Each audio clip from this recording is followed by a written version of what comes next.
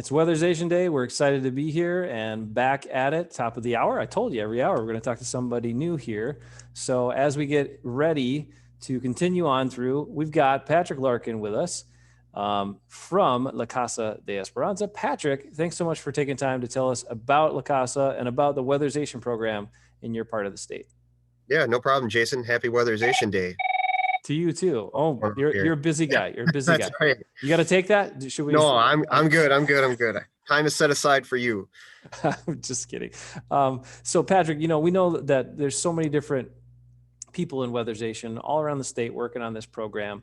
We talked with Philip Downs already from our staff about what the program is and what that means. But tell us a little bit more about the operation for La Casa.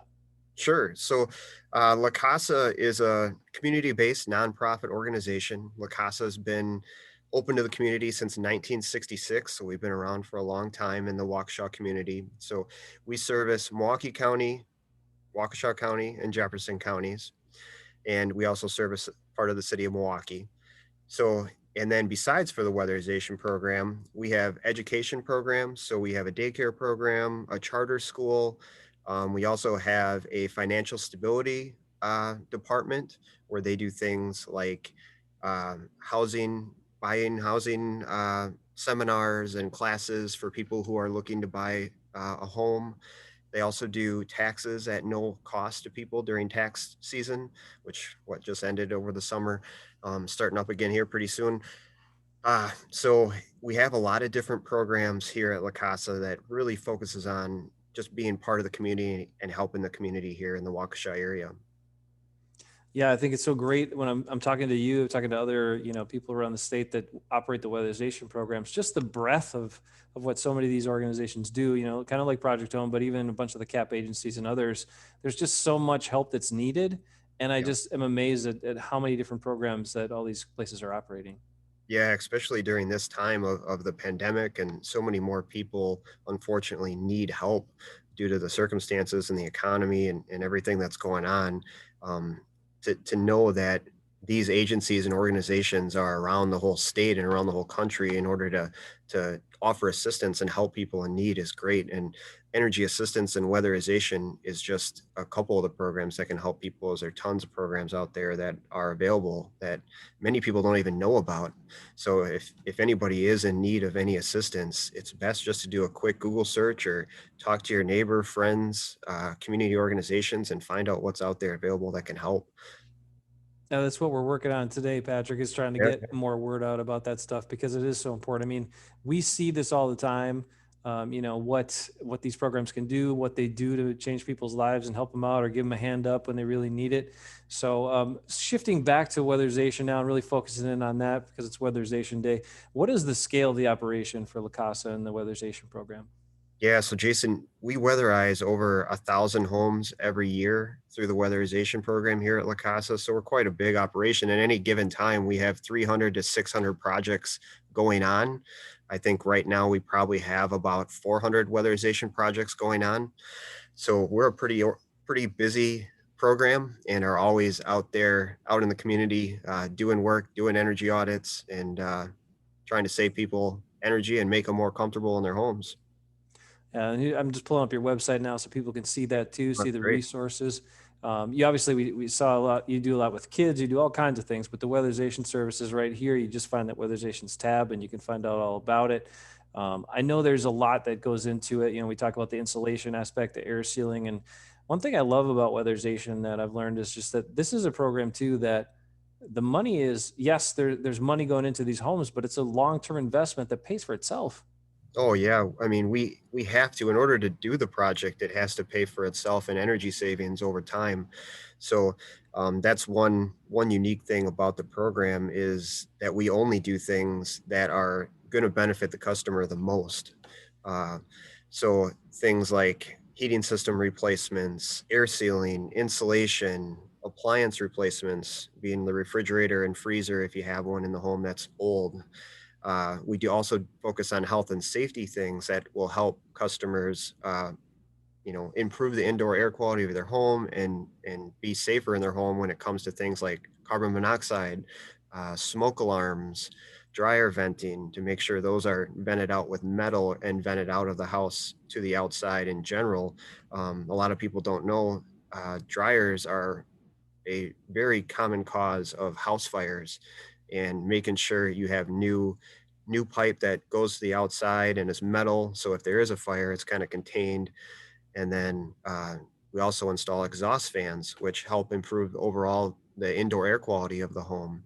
So the home is a or the program is a comprehensive program that not only looks at energy savings, it looks at health and safety issues and comfort issues, and it's an all around uh, program for the home and for the customer.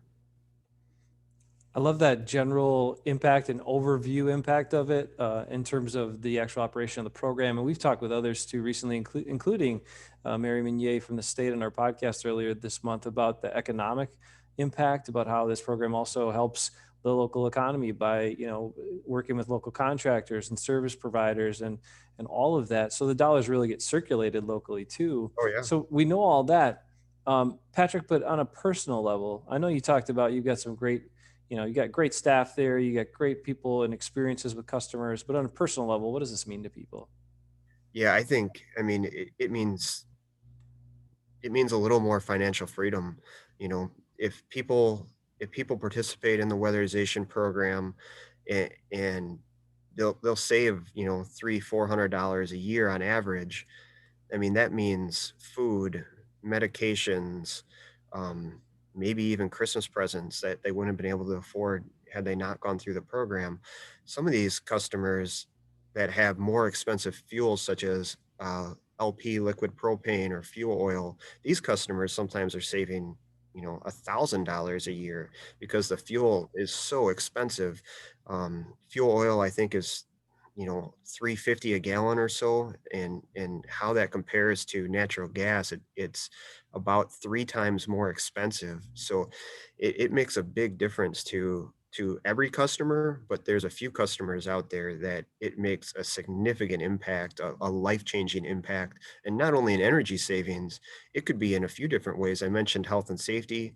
So we've gone into customers' homes and they've said, "Oh, I have headaches and I'm feeling sick," and found out that they have a major problem with their heating system that's causing them to be sick due to carbon monoxide. And we prioritize and get that replaced as soon as we can. And then the customer, their health improves. Maybe they were missing days at work because they weren't feeling good because of the carbon monoxide or because of the indoor air quality in the home.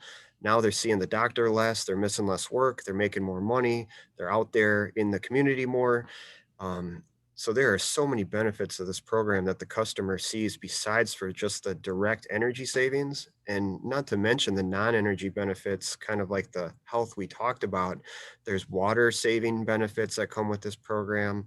I mean, there's a ton of benefits besides for just the direct energy savings. I just love that whole look at it. And really, I think that's why we got to talk about it more, because otherwise people just think, hey, they're insulating houses. There's a lot more to it than that. Right, there Um, definitely is.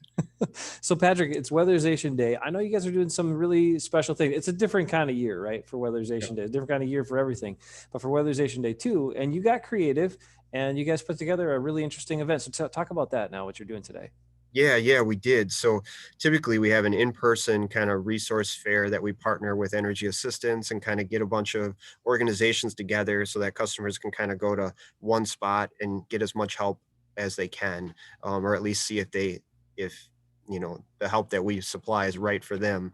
This year we decided to do that all virtually. So there is a web page that customers can go to learn more about energy assistance and weatherization and what the programs can do.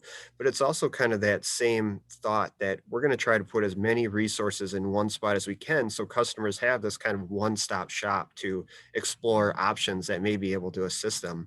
And you can see, Jason, thanks for bringing it up. You can see the web page here. Um, it's mkewx.org. Customers can go there, look at these booths or these tents, and kind of look at the resources that are available under each kind of tent or booth, and click on the resources, watch the videos. There's PDFs, there's videos, They consist of, you can see the proclamation from the governor for Weatherization Day there. So customers just need to go to this webpage to learn more about the programs, see if any of these programs are right for them, and we got a bunch of information that can kind of help them out.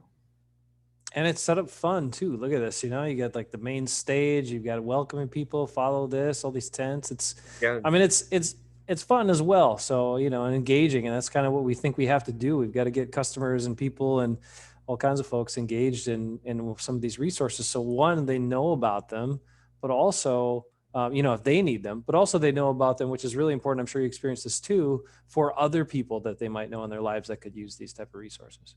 Oh yeah, I think that's the number one way people tend to hear about these programs is they have a friend, a family member, a neighbor who receives some kind of services through some of these programs, and they talk about how good of an experience it was to go to participate in these programs.